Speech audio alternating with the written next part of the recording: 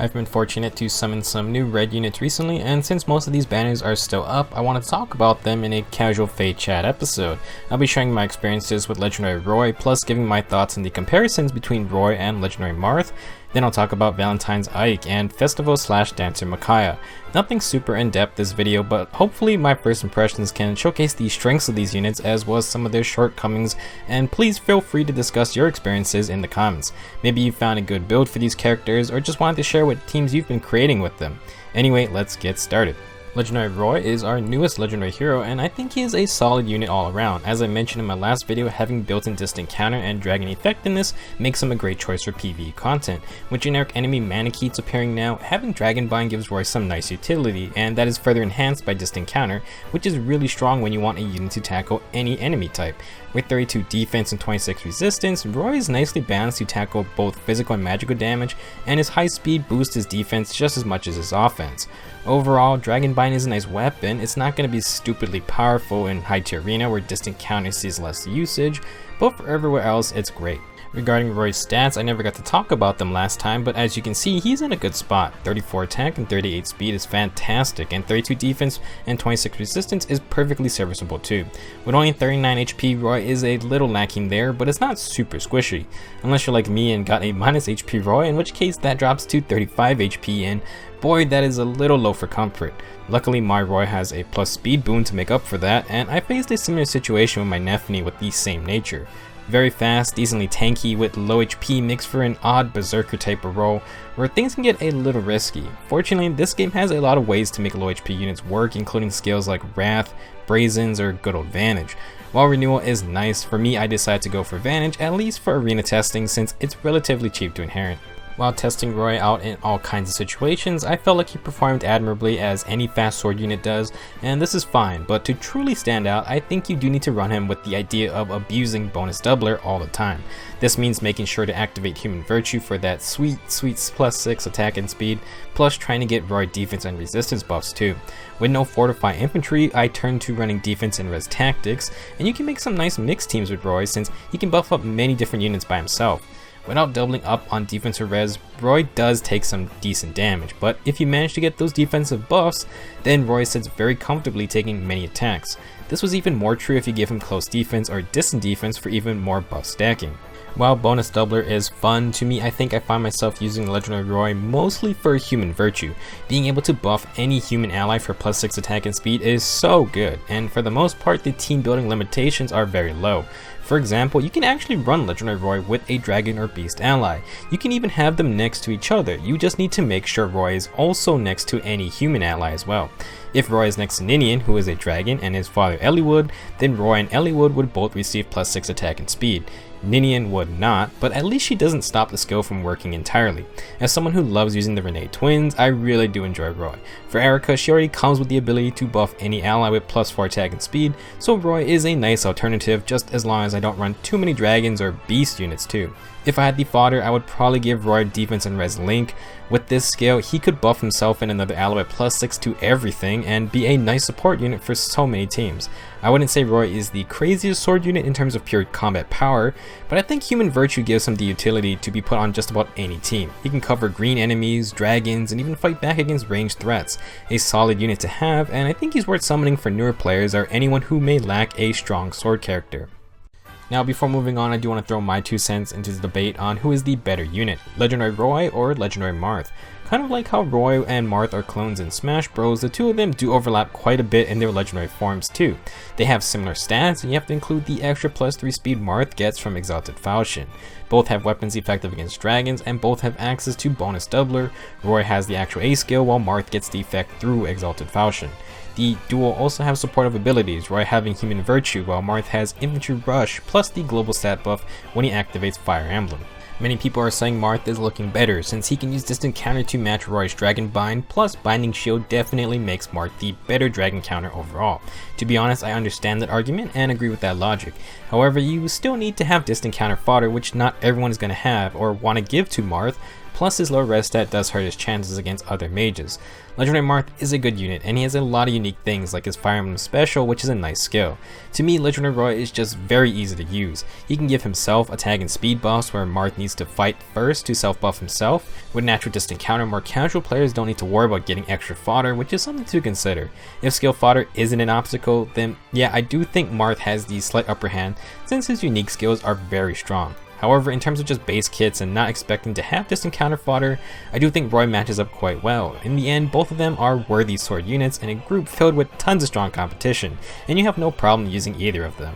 For our next topic, I'll be talking about Valentine's Ike. He is our newest sword armor and falls into the same category as Zelgius and the Black Knight, being a fast army unit who loves to spam specials. With 37 attack and 38 speed, Ike is not messing around, and is just an absolute beast. 45 HP, 35 defense makes him physically bulky too, and while he only has 19 resistance, Ike has the speed to avoid a lot of follow-up attacks. His weapon, the Heart's Blade, is like the other Valentine's themed weaponry and grants Ike +3 to all stats if he's adjacent to one ally. While I largely criticize this effect for the Mage Cavaliers from this event, Ike has the tools to utilize it very well. Namely, with distant counter, Ike can play the enemy phase style, and that lends itself to easy activations of Heart's Blade. You can also refine it with either more speed or go for extra resistance to patch up Ike's main weakness. While not the craziest weapon, I do think it's completely fine to keep, and I enjoyed using it. Now, the main standout aspect of Valentine's Ike has to be Special Fighter. This skill grants Ike +1 special charge and inflicts -1 special charge on the enemy if Ike starts the fight above 50% HP. This is an amazing skill all around and works insanely well on army units who can get follow-up attacks. While someone like Brave Ephraim has his weapon to get guaranteed follow-ups, Ike is dependent on good old speed. As such, Heart's Blade and his natural even speed wave skill makes it very easy for Ike to find doubles. With the extra special cooldown charge, Ike can easily proc his Radiant Aether every fight, and that helps him stay above the HP threshold too. From my experience, Valentine's Ike is super fun to use. He may not have the scary threat of Black Luna, but he is much more consistent as a tank. With Special Fighter, Ike can soak up hits without charging the enemy special, and this can even stop Bold Fighter army units from KOing him. I'm a big Black Knight fan, and trust me, not even Ike can compete with the sheer power of Black Luna. However, I do feel like Valentine's Ike is extremely competitive for a similar role. I have used the Black Knight with Aether and PV content before, but I really don't think that can compete with Ike's Special Fighter plus Radiant Aether combo. While you can give BK or Zelgius Special Fighter too, the two of them are just outclassed in terms of base speed. I think being able to run Special Fighter opens up a lot of possibilities on army units. Mainly, you don't have to use an A skill like Steady Breath to get cooldown reduction.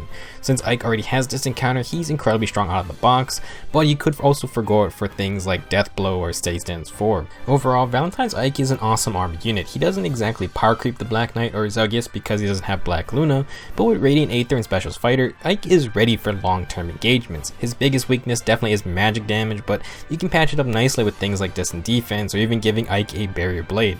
I've only been using the Heart's Blade, but I think I may try out the Barrier Blade one day, especially for harder PvE content. Definitely one of the stronger army units to date, and his high speed does make him tough to deal with. The Black Knight was pretty much my only useful red army unit this whole time, but I'll for sure be using Valentine's Ike for more content moving forward. The last topic I have for today is Festival Micaiah, or Dancer Micaiah. I tried to get her on her release banner last year, but sadly my luck ran out. With the recent legendary banner, Micaiah finally showed up, and I'm so excited to talk about her. She is a red mage infantry unit coming in with a great 34 base attack. 33 HP is pretty low but expected for a dancer, and 20 speed plus 18 defense is absolutely awful. It's pretty apparent that Micaiah should be avoiding any and all physical contact. With 34 resistance, she can fight off other mages, but she will be taking 2 shots from pretty much everyone since her speed is so low. The reason I was so hyped for this Micaiah is because of her weapon. Don Suzu is just like Donnie, where it's effective against both cavalry and armored units. This is a fantastic ability, giving Micaiah massive bonus damage against these two common enemy types. Whether it's PvE or arena, you run into a lot of cavaliers and a lot of armor units, so Micaiah brings a ton of damage as a dancer. Don Suzu also grants Hardy Bearing, which will mainly be used to cancel out Vantage on enemies. It also gives Micaiah +3 attack, and altogether a neutral attack Micaiah ends up with 51 attack. For a dancer, that is amazing and beats out a lot of regular mages too.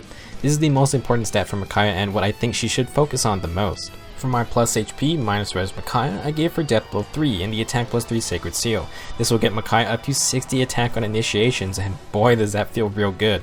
I want Micaiah to blow up enemy cavaliers and army units in one shot, and she absolutely does her job well. Generally, you want your dancer to at least fend off the color they're strong against while still dancing for allies for support. For Micaiah, she'll be able to dance her team while picking off cavalry and armored units, and that brings so much value from one unit. My main gripe is that if she is running dance, I can't have another dancer give her another turn. However, that is just something you have to play around.